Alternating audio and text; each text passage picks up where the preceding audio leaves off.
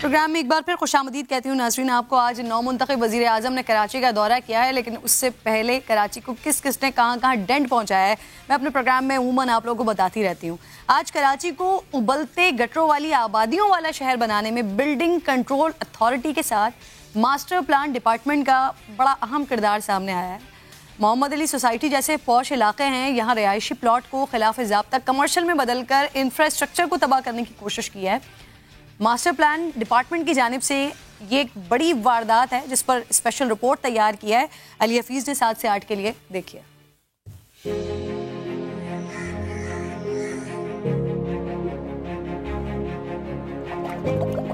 हर तरफ उबलते गटर, पानी की अदम फराहमी और घरों में गैस का न आना। कराची के जिन इलाकों में इंफ्रास्ट्रक्चर इस तरह नाकाफी पड़ता नजर आएगा, वहाँ एक तिगड़म जरूर मौजूद होता है, और वो तिगड़म है रिहायशी प्लॉटों की अंधाधुंध, बेरहम और अक्सर जगहों पर गैर कानूनी कमर्शलाइजेशन। और अब ये काम कराची के पुराने दौलतमंदों के इलाके मोहम्मद अली सोसाइटी में भी शुरू कर दिया गया है। मोहम्मद अली सोसाइटी के फातिमा जिना रोड पर रिहायशी मकानों के दरमियान सबसे अलग और चमकती नजर आती ये इमारत भी इसी वारदात की तस्वीर है। कानून के मुताबिक किसी भी प्लॉट को कमर्शियल करार देने के लिए सड़क का कम से कम 100 फीट चौड़ा होना और मुतालिका मातहत इदारों की एनओसीज का होना लाजमी है। मगर क्या 80 फीट चौड़े फातिमा जिना रोड पर वाक़े प्लॉट नंबर 11B को कमर्शियल करने के लिए कानूनी तकाज़े पूरे किए गए हैं? हम इस सवाल का जवाब ढूंढने मास्टर प्लान डिपार्टमेंट में पहुंचे।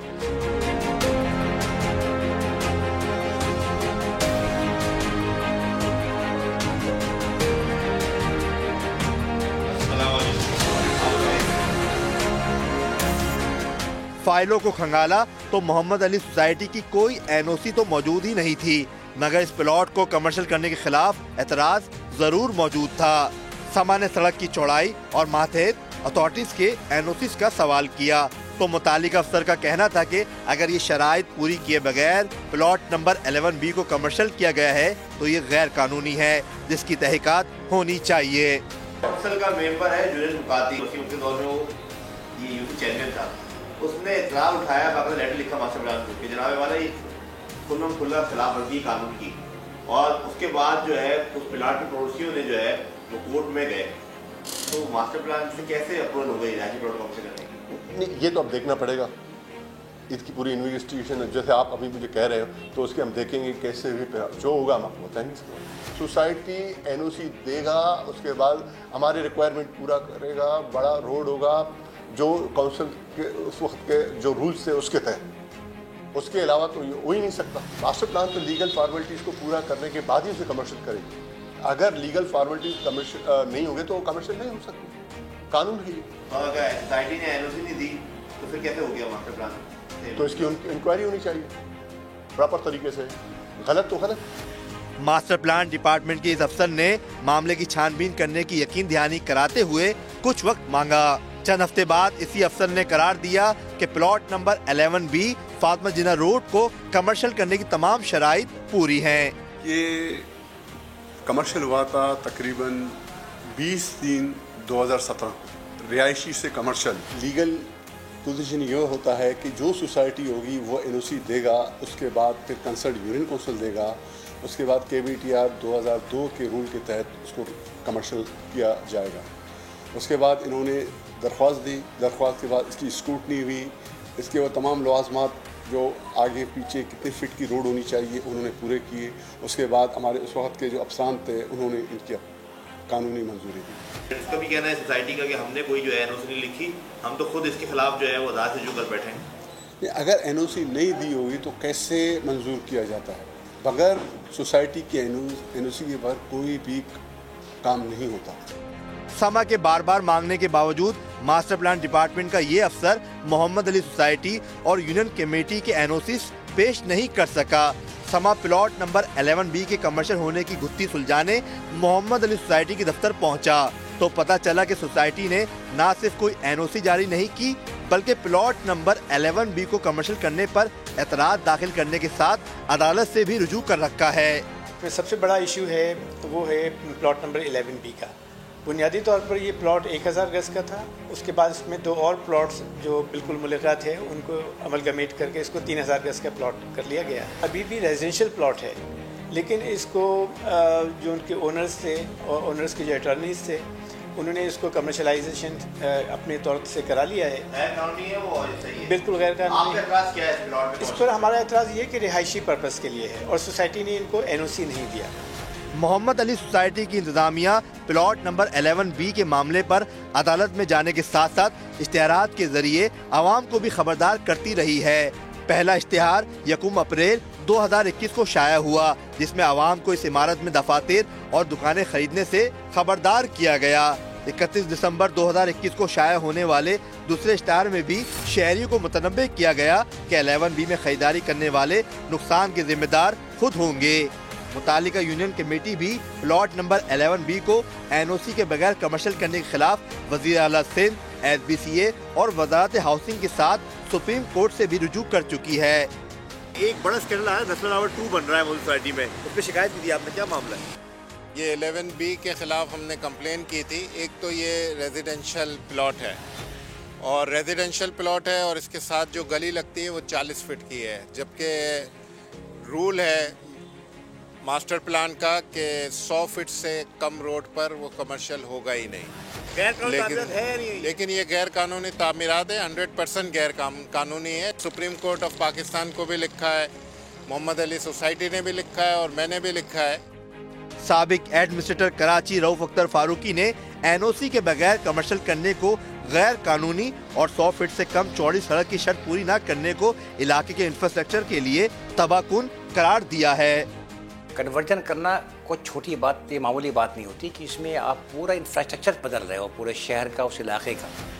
जहाँ पर पहले अगर आबादी उस प्लॉट के हिसाब से अगर 1000 की थी तो उसको आप कन्वर्ट कर रहे हो 10,000 पे, या उसके 10,000 की जब आबादी का मतलब ये है कि आप वहाँ पर ट्रैफिक को भी बढ़ा रहे हो, रोड की जो कैपेसिटी है उसको भी आपको जो है वो अंडरमाइन कर रहे हो, उसको आपको चौड़ा करना पड़ेगा, पानी की सप्लाई भी आपको बढ़ानी पड़ेगी, सीवरेज की लाइनें भी आपको चौड़ी करनी पड़ेंगी। कमर्शियल के लिए आप बाकायदा एक प्रोसीजर डिफाइंड है, लेट डाउन है बिल्डिंग एंड बाय लॉज के अंदर, उसमें आप एप्लीकेशन दोगे, NOC लोगे, मोहल्ले वालों की अखबार में इश्तहार दोगे, उनकी जो एक मज़ीद जो एक कमेटी है उसकी अपनी एक रिक्वायरमेंट होती है, उसका इनपुट लोगे, उसके बाद फिर आप जाके उसको कमर्शियल करोगे।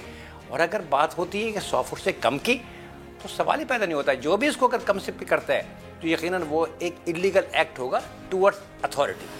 Plot number 11B Mohammad Ali society पर कमर्शियल तामीरात करने वाले बिल्डर के वकील का दावा है कि 100 फीट से कम चौड़ी सड़क होने के बावजूद प्लॉट को रिहायशी से कमर्शियल करने की गुंजाइश कानून में मौजूद है।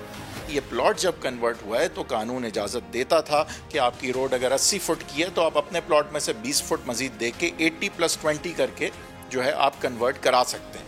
तो लिहाजा इसकी कन्वर्जन जो है वो टोटली हमारे मौक़िफ़ के मुताबिक कानूनी है।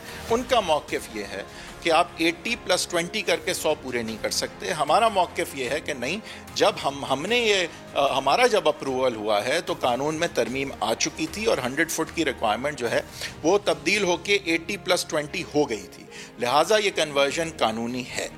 मास्टर प्लान डिपार्टमेंट ने इस गड़बड़ घोटाले से अपना दामन बचाने के लिए प्लॉट के मालिक का एक बयान हल्फी भी फाइल में लगाया हुआ है, जिसमें कहा गया है कि अगर बाद में कमर्शियल किए जाना गैर कानूनी साबित हुआ तो इसका जिम्मेदार मास्टर प्लान डिपार्टमेंट नहीं बल्कि प्लॉट नंबर 11B का मालिक खुद होगा।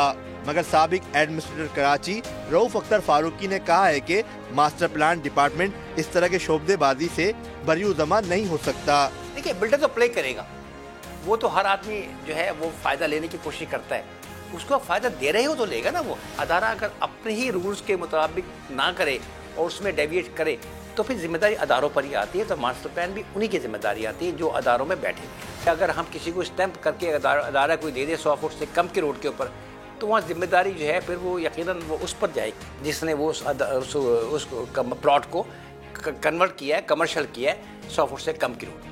मोहम्मद अली सोसाइटी की मुतालिका UC के साबिक चेयरमैन जुनैद मकाती ने कहा है कि 11B फातिमा जिन्ना रोड की तामीर गैर कानूनी है, जिसमें मौजूद दुकानें और दफातर खरीदने वाले नस्लत टावर के अलॉटीज के अंजाम से दो चार हो सकते हैं। वहाँ पर जिसने दुकान खरीद लेनी है या फ्लैट खरीद लेना है और बाद में जब तोड़ने का ऑर्डर आएगा तो वो तो जिसने खरीदा वो तो मर गया ना, उसने तो बिल्डर को पैसे दे दिए। लेकिन ये है कि बिल्डर के खिलाफ कोई वो नहीं। कानूनी इतराज़ात दूर होने तक प्लॉट नंबर 11B में खरीदो फरोख्त करने वालों का सरमाया तो खतरे में रहेगा, मगर बिल्डर करोड़ों के इस प्लॉट को अरबों रुपए में तब्दील कर चुका है। स्कैंडल साबित हो सकता है। कैमरा टीम के साथ मोहम्मद अली हफीज, समा, कराची। के इंतजामी मामला से बाखबर माहिरीन का कहना है कि अगर इस मामले की शफाफ तहकीकात हो जाए तो कराची की तारीख का ये सबसे बड़ा माली स्कैंडल साबित हो सकता है। कैमरा टीम के साथ मोहम्मद अली हफीज, समा, कराची।